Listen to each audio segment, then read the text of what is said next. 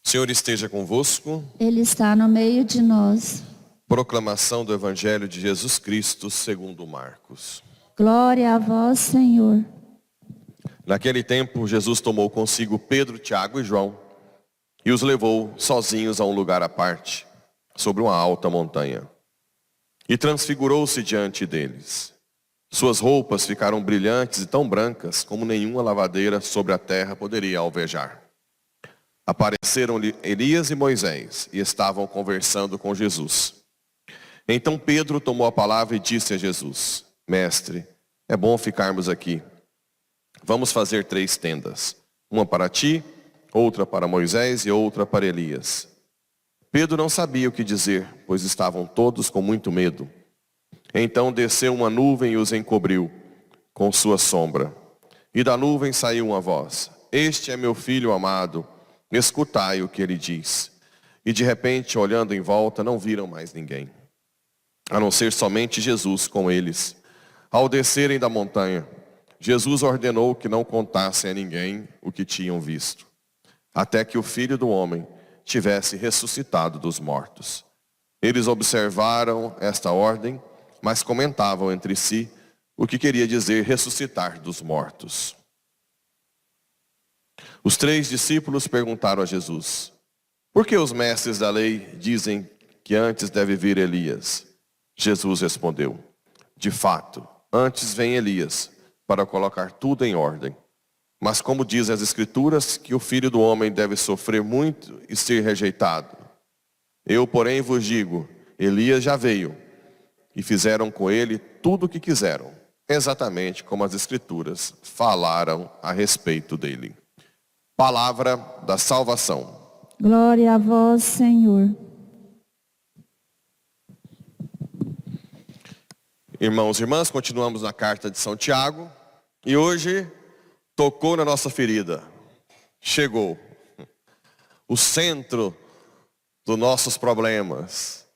Talvez, sei lá, acho que dos pecados, 80% começa ali, não? A minha família, que nós temos uma familhinha que conversa demais, a minha tia falava assim: meu filho, não tem jeito, esse nosso sangue parece que nutre a língua com força, né? A língua. Aquele que não peca no uso da língua é um homem perfeito. Como é difícil segurar a língua, né? Como é difícil usar a língua só para o bem.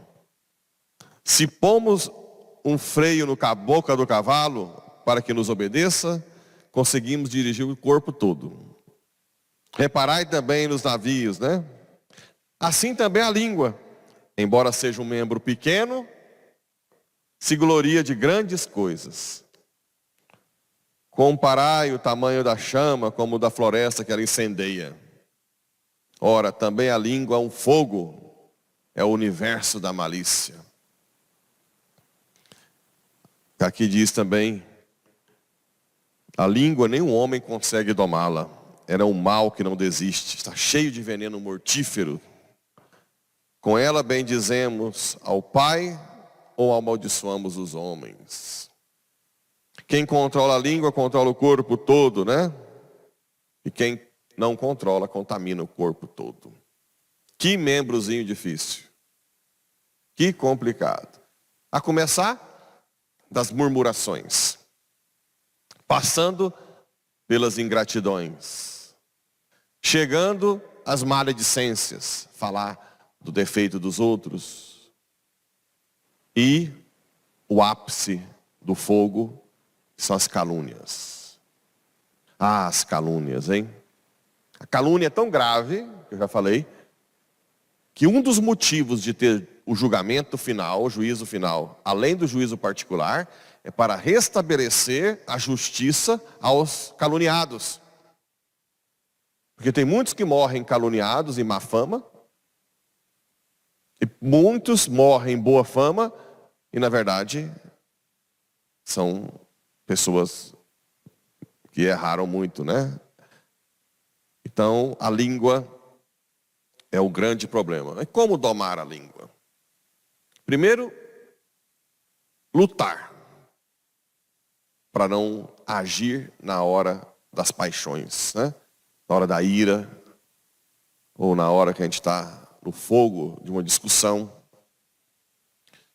Depois, a oração profunda. Rezar muito.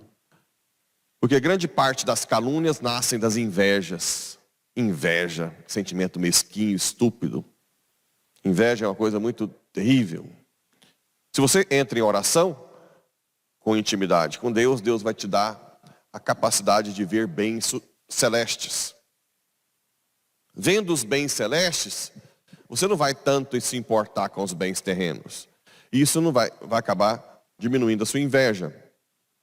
Se diminui a inveja, diminui a calúnia. Porque a grande parte das calúnias, é para destruir a imagem de quem se destaca. Ou se destaca pela beleza, ou pela simpatia, né? Ou porque é amada por muitos, a pessoa, ou porque toca na ferida, fala a verdade, pessoas que são autênticas, ou porque no trabalho, às vezes produz mais, aí vem um colega de trabalho e vai caluniar o seu colega para o patrão, isso é gravíssimo, viu? Ai de vocês que caluniaram seus colegas de trabalho, viu? Todas as consequências que aconteceram na vida dele, vocês vão pagar. Moeda por moeda. Ou no purgatório, ou no sei lá, sabe onde. Deus é muito justo. Essas calúnias que destroem. Agora imagina calúnias, por exemplo, mais graves ainda, uma mulher que calunia o marido que bateu nela, que às vezes ele está sofrendo processos, né? Ou até alguns que foram caluniados de roubo. Cuidado com a língua, porque a justiça de Deus ela é terrível nesse ponto. Ele odeia calúnias, né? Você falar de alguém sem saber se realmente aquilo é verdade e disseminar. Tem um santo, São Felipe Neri. Depois essa frase muita gente colocou em outras bocas, mas ela é de São Felipe Neri. Uma mulher foi confessar falando das calúnias que ela criou para outras pessoas. E São Felipe Neri disse assim: a próxima vez ela vai matar uma galinha, depená-la, jogá-la as penas de cima da torre da igreja e vir jogando as penas. E quando chegar aqui, eu vou te dar a penitência de recolher todas as penas que a senhora jogou. Ela diz: padre, mas aí eu não dou conta. É isso que a sua língua fez, né? Sua língua simplesmente disseminou algo que agora você não consegue voltar atrás de disseminar. É muito grave. Eu não estou também falando de vocês sem me colocar nesse meio, né? Quando eu me vejo também, grande parte dos meus pecados é a língua. Aí eu falo: Senhor, tenha misericórdia, né? Ajuda, freia a língua. Todos nós. Mas claro, a calúnia já é mais grave, né? Inventar uma história de alguém é uma coisa absurda. Até de mim, quantas vezes chega gente falando: está falando isso? Ah, meu Deus, mas que coisa mais sem lógica. Claro que como padre eu tenho que rezar pelas pessoas que me caluniam, né? Só que a justiça divina, ninguém vai escapar. É melhor que se confessem e se convertam o mais rápido possível. A língua no casamento, a língua que é usada para ameaçar separar, casamento não se ameaça separar, né? Ou a língua da emburração, né? Aquela língua que não fala por estar emburrado, que não consegue se dialogar, não consegue ter um diálogo. Emburrar é umas coisas mais imaturidade humana e espiritual que existe. Pessoa que se emburra, fica lá 3, 4 dias sem falar com o outro, um mês. Teve uma esposa que falou que estava 3 meses sem falar com o marido, porque o marido está emburrado.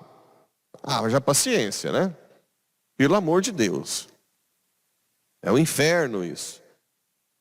Tem que usar a língua para dialogar, para bem dizer, as reclamações da comida, reclamação de tudo. Não, agradece, né?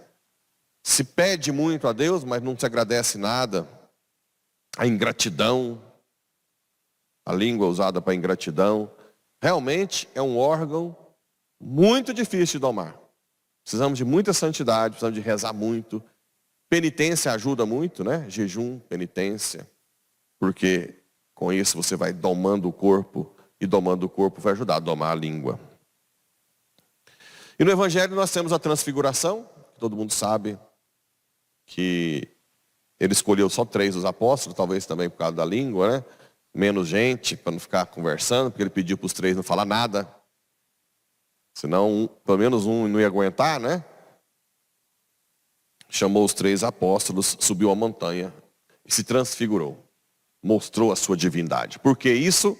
Porque logo depois ele ia ser morto. E os apóstolos que deram tudo para seguir Jesus, não suportariam tamanha provação se não fosse alguém ver que ali realmente é Deus, né?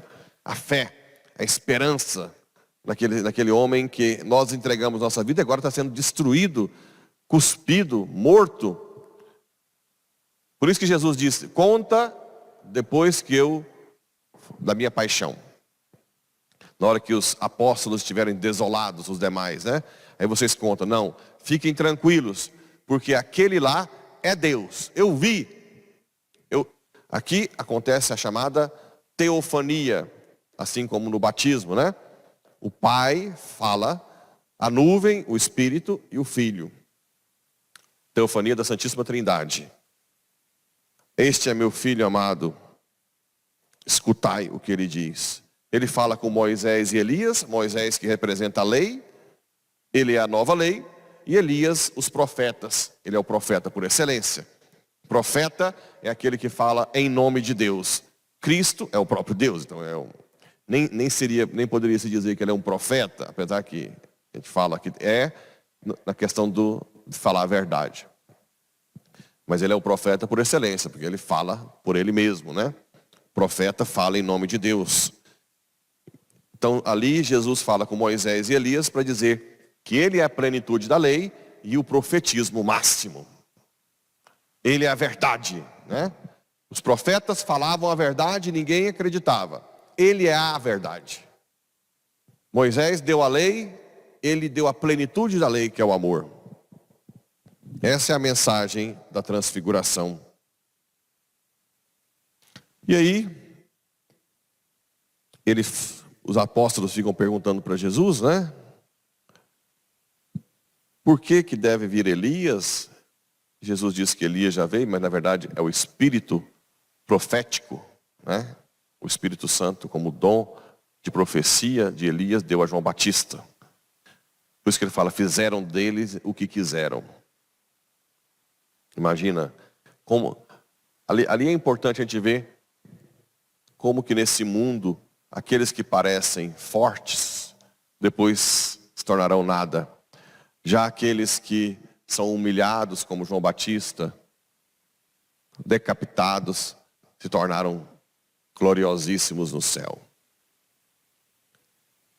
Meus irmãos, vamos usar esse exemplo da transfiguração para entender que aquele que nós seguimos não é qualquer um, é o Deus. Apesar das nossas perseguições, apesar de tudo que sofremos nesse mundo, aquele que nós escolhemos é o Senhor do universo. Vale a pena ir até o fim. Mesmo que passemos por tudo que os apóstolos passaram. Porque os apóstolos estão há 2000 anos na alegria plena e na glória que ninguém tira.